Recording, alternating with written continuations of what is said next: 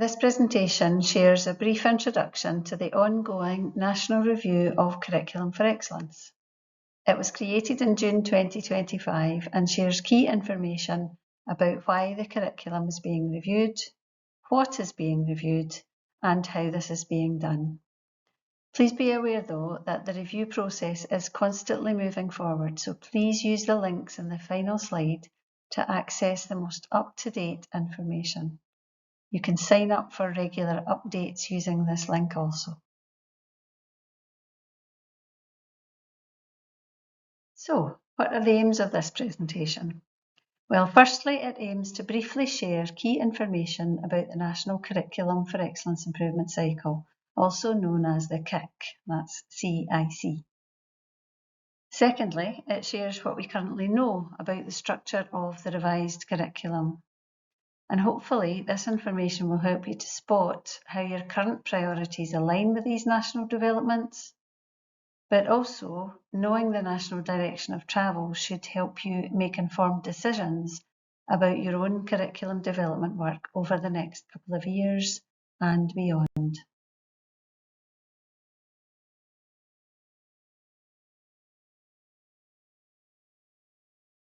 This review process was instigated by the findings of the 2021 OECD Scotland's Curriculum for Excellence Review. This review endorsed the ongoing value of curriculum for excellence within our education system. However, it also highlighted the four main recommendations shown here. So 1.1 was the need to check and update the vision behind curriculum for excellence in line with societal changes and educational developments. 1.2 is about finding a more equal balance of breadth and depth of learning, particularly a balance between the emphasis on knowledge and skills. 1.3 is about improving the flow and transition between the broad general education and the senior phase, and you'll have heard lots of people speaking about the mismatch between the two. So the idea is to make sure that the senior phase now matches better with the original vision philosophy of curriculum for excellence. And 1.4 is the idea that we need to continue to build a collective understanding of and a capacity to deliver curriculum for excellence across our system. The OECD report is one of a number of reports influencing the review of curriculum for excellence. This snip from Education Scotland materials shows a number of other influences, including the national discussion and Hayward reviews. It also shows the steady pace of developments escalating since spring 2024. You can learn more about this timeline from the 3 information papers which have been published since December 2024. This is the model developed for reviewing the Scottish curriculum, which was accepted by the Curriculum and Assessment Board in June 2023. As you can see, it has 4 distinct but interlinked stages. So firstly, the analysis phase, so that's analysing the evidence and feedback from practice on how the curriculum is working at all levels. Secondly, you can see that phase is about engagement and co-creation. So planning, engagement, collaboration, and processing of feedback to test the draft work streams. It's important to realise that even this stage was co-designed by practitioners across the system, and that at all stages of this process, all stages, children and young people will be involved. So the third phase is this sharing, learning and adopting. So this is about the professional development and the capacity building at all levels and in all contexts, so local contexts like ours. And this includes the development of support material and the monitoring of the experiences of educators, children and young people. And the last stage of the cycle, as you can see, is named to mobilise, monitor and evaluate. So the idea there is to mobilise the system around the new curriculum, around its approaches and the implementation. And once the new approach is mainstream, this cycle begins again, and this last evaluation phase segues into the new cycle, which is stage 1 analysis, and that brings the whole cycle to a close as well. As you can see, it's been decided that this Curriculum for Excellence review cycle will be a 10-year cycle.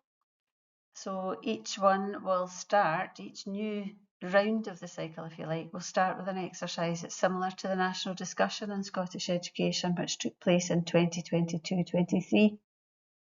And that therefore means that the first year of this current cycle was 2023-24. So the next 10-year cycle won't begin until 2033-34. So we are officially in year 2 of the curriculum improvement cycle. Let's have a look at what's been decided so far. Here you can see what's known as the high-level technical framework of Curriculum for Excellence. And it has been recognised that these remain central to the why, what and how of our curriculum. The 4 capacities are therefore still the purpose of our curriculum, and the 4 contexts capture the high-level structure of what our children and young people should learn, including the entitlements originally set out in Building the Curriculum 3. The purple curriculum making or how section was shared with us via the refreshed curriculum narrative in 2019, just before the pandemic began. And that section describes the key elements and process of curriculum making. So these all remain. The attributes and capabilities outlined in the 4 capacities remain central to the curriculum. However, I have noticed that the adjective and noun combinations are being used slightly differently though. As the policies and processes evolve, I suspect we might hear and see an emphasis just on individuals, learners, contributors and citizens, rather than on the adjective pairings seen here.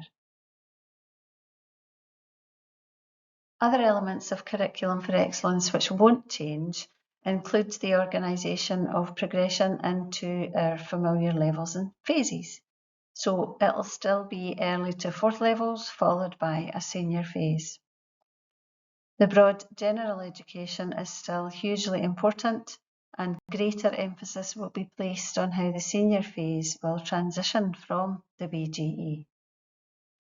And there are also no changes currently planned to the 8 curriculum areas and subjects either. The elements of Curriculum for Excellence which will change, therefore, include the current policies and guidance relating to Curriculum for Excellence. This might mean changes to the Building the Curriculum series, to the assessment and moderation guidance we've been following. It will also mean revision of the principles and practice documents which guide learning, teaching and assessment in each subject area. The experiences and outcomes and the benchmarks will also be changing. As you will see in the next slides, the aim is to review, to streamline and clarify our curriculum in line with the needs of 21st century learners. So how is all of this change being managed?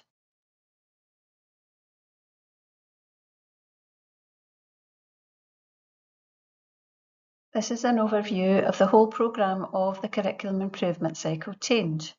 It captures the various groups who are involved or are doing the work. And it also captures the various projects and work streams required to support the review. System partners and stakeholders and the Curriculum and Assessment Board are part of this complex process. And the challenge will be in coordinating all of this interrelated development work. Here you can see the structure which has been designed to enable the co-creation of the reviewed curriculum with and by people across the system. There will be a steering group for each project, and its members will be carefully selected and representative of its aims and purpose.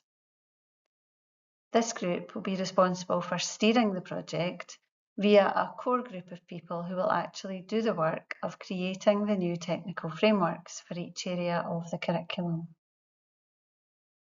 The work of the core group will then be shared with and adjusted by a much bigger collaboration group. The core and the collaboration groups consist of 60 to 70% practitioners who are currently working across all sectors directly with learners. These groups represent all of the geographical regions of Scotland, and they have diverse and varied career experience. The core group contains about 20 people, and the collaboration groups are bigger at about 100. Their work will also be cross-examined by critical friends such as academics with the relevant expertise. It will also be informed by feedback from existing curriculum and subject networks. This structure aims to enable high levels of co-creation of the whole curriculum across our education system. So, what changes have been identified for the review of our technical framework?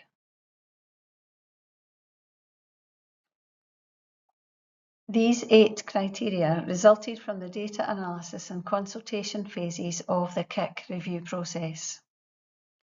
Firstly, reading along the top row, the green post-it top left demonstrates that educators want clearer parameters to guide their selection of what to teach and what is not a priority. The next post-it builds on this wish by suggesting a need for greater clarity on the knowledge and skills learners need at specific points in their learning. Clarity about how learning should progress from early learning and childcare into primary education is the focus of the pink post-it. And the purple post-it also seeks clarity about the role and purposes of knowledge and skills, so a better balance of knowledge and skills is desired. And moving to the bottom row now, firstly, educators said that they wanted the new framework to be adaptable to each sector and to each curriculum area. They want the key ideas to be specified by the technical framework, and they want to retain the flexibility and autonomy to interpret these key ideas in a way which is relevant to their learners and their context. The post-it second from the end requires a 3 to 18 framework which aligns properly with senior phase. And finally, the last post-it seeks clarity regarding the cross-cutting elements of Curriculum for Excellence and what is expected of practitioners.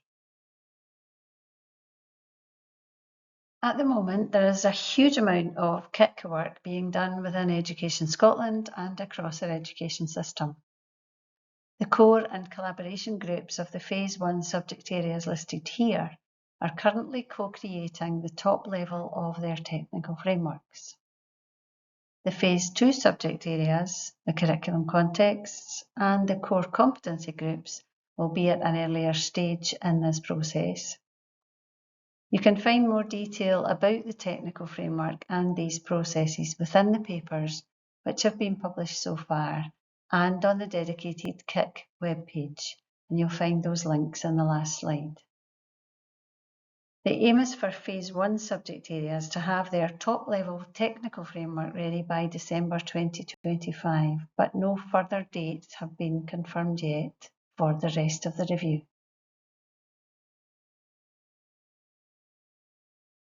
You'll be aware that the curriculum is about all 4 contexts though, and that there are cross-cutting themes which have always been part of Curriculum for Excellence. These include learning for sustainability, creativity, developing the young workforce, etc.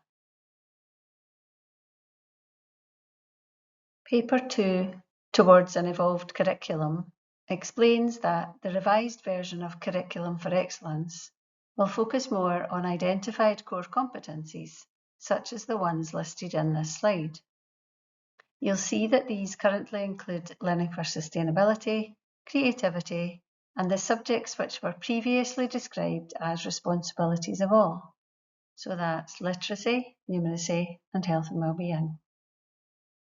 There are new cross-cutting themes or competencies which were identified during the consultation stages by educator groups and stakeholders.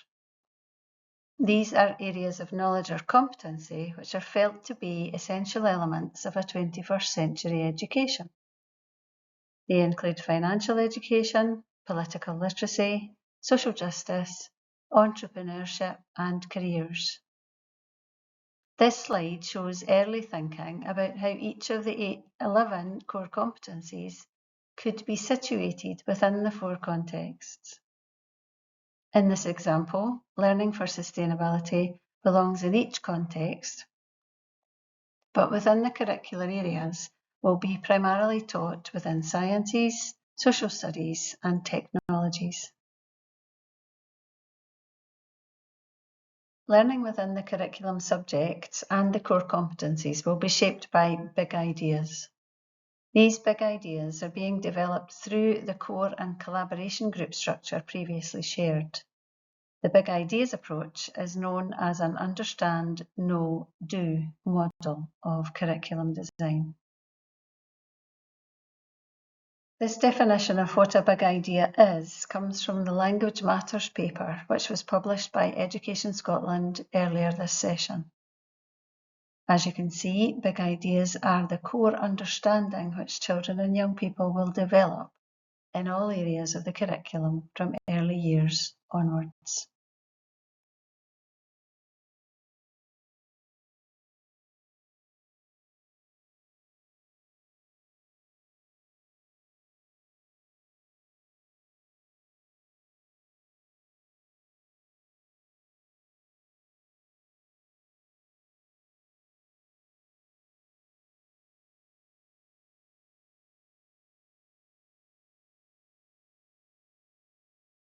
This slide is my interpretation of the planned structure of the revised curriculum.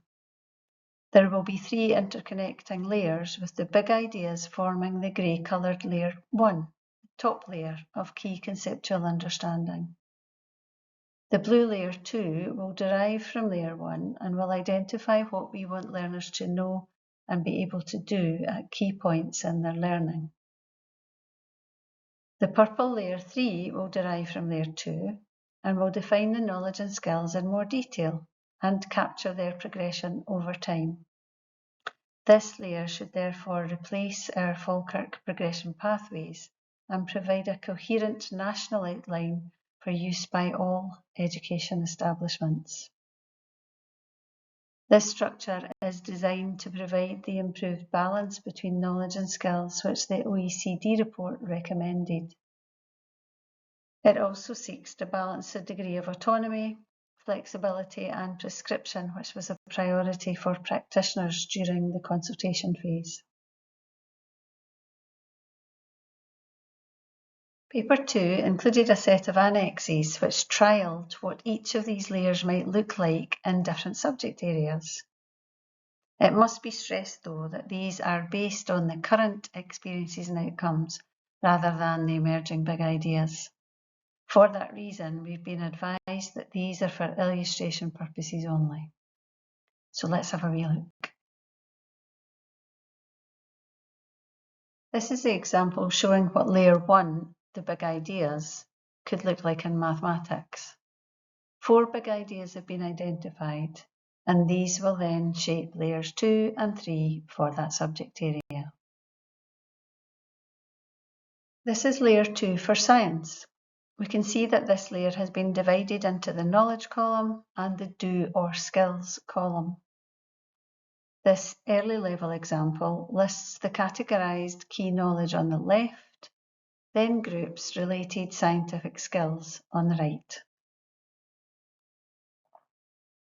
This annex shares a trial layer 3 for mathematics progression within the position and movement element of geometry and measure. You can see a single progression column for early level, followed by 3 columns of progression for first and second levels. We do need to bear in mind, though, that this is just a trial, so may change significantly. So what could all this mean for us? Well, despite changes to the experiences and outcomes, the essential skills, values and knowledge being taught should feel familiar. The learning content will be structured under big ideas instead of the organisers and sub-organisers which we are familiar with. And remember that we should gain a nationally defined outline of progression, so we won't need our own progression pathways. And we should also gain a clearer and more detailed definition of the assessment that goes with all subject areas. We'll need to do a bit of aligning of our policy documents and our guidance in line with the philosophies and developments underpinning the subject reviews. And maybe most importantly of all, we will need to ensure that everyone is informed and involved in the refresh of Curriculum for Excellence this time around. So if you found this video useful, please share it. The Education Scotland team developing Curriculum for Excellence is led by Andy Creamer, who's Head of Learning, Teaching and Assessment at Education Scotland. As you can see, they are trying their very best to make sure that all of the key information can be shared via the online website and a set of papers which are being released at regular intervals. Hopefully all of these links will guide you to these and you'll feel that the video has given you a summary of everything that's happening to date. But do remember, it's a fast changing picture, so keep using those links and sign up for the regular updates. Thanks very much for listening.